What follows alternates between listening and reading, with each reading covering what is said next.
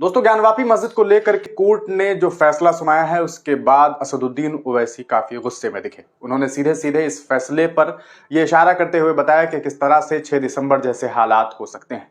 असदुद्दीन ओवैसी ये कहते हैं कि आज आप तमाम लोगों को इस बारे में मालूम होना चाहिए था कि जिस जज साहब ने ये फैसला सुनाया है कि जो मस्जिद है ज्ञानवापी मस्जिद, उसके तहखाने में पूजा अर्चना करने की इजाज़त दी जाए, असल में वो जज साहब का ये आखिरी दिन था। इसी वजह से उन्होंने इस तरह के फैसले सुनाए हैं। इस पूरे फैसले पर असदुद्दीन ओवैसी ने जो है वो कहीं ना कहीं सवाल खड़ा करते हुए बहुत सारी बातें कही है। सुनिए क्या कुछ कह रहे हैं असदुद्दीन ओवैसी। आपको जानना चाहिए कि आज जज साहब का आखिरी दिन था, रिटायरमेंट था। दूसरी बात ये थी कि उन्होंने 17 जनवरी को डिस्ट्रिक्ट मजिस्ट्रेट को रिसीवर अपॉइंट किया। तीसरी बात यह है कि आज उन्होंने जो फैसला लिया है वो तो पूरे केस को डिसाइड कर दिया उन्होंने। यानी आपने एक तो कितने 93 के बाद से अब तक खुद कह रहे हैं कि वहां पर कुछ नहीं हो रहा था। अब मस्जिद के तहखाने को आप दे रहे हैं तो फिर आपने तो पूरा केस ही डिसाइड कर दिया। फिर कितने साल हो गए? 93 से अब 30 साल हो गए। हाँ, उसमें मूर्तियां कहाँ हैं कि कैसे मालूम उनको? तो ये प्लेसेस ऑफ वर्शिप एक्ट का वायलेशन है भाई। 30 साल के बाद आप ये काम की इजाजत दे रहे हैं तो उनका तो एक काम था कि आप उनको 30 दिन का टाइम देते अपील के लिए। आप कहते हैं कि 7 दिन में पूरा निकाल दो, ग्रिल्स निकाल दो और आप इजाजत दे दिए। तो ये सरासर गलत फैसला है।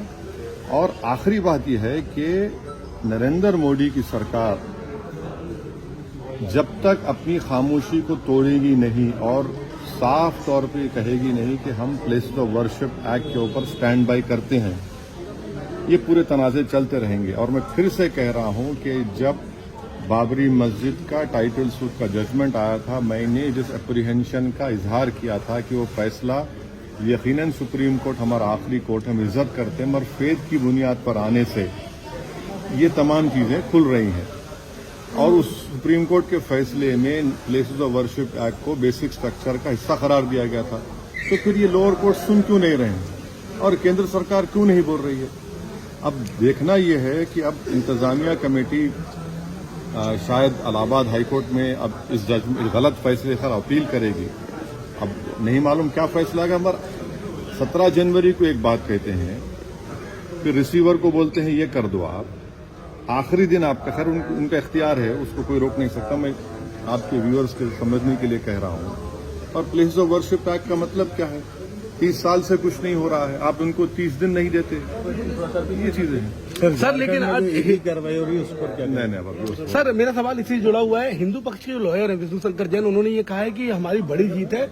आने वाले समय में अयोध्या जैसा ही जब आगे बहस होगी तो उसको लेकर अयोध्या जैसा ही परिणाम आएगा। हाँ, 6 दिसंबर दोबारा हो सकता है इस देश में। 6 दिसंबर दोबारा हो सकता है, क्यों नहीं हो सकता है भाई?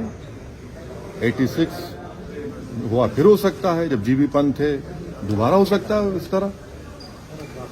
सर, बिहार के तो सुना आपने असदुद्दीन ओवैसी को कि किस तरह से उन्होंने इस पूरे मामले पर अपनी बात रखी है। आप तमाम लोगों का इस पूरे मामले को लेकर क्या कुछ ख्याल है, अपनी राय कमेंट सेक्शन में जरूर दीजिएगा। तब तक के लिए दीजिए इजाजत, फिर मिलेंगे किसी नई वीडियो के साथ।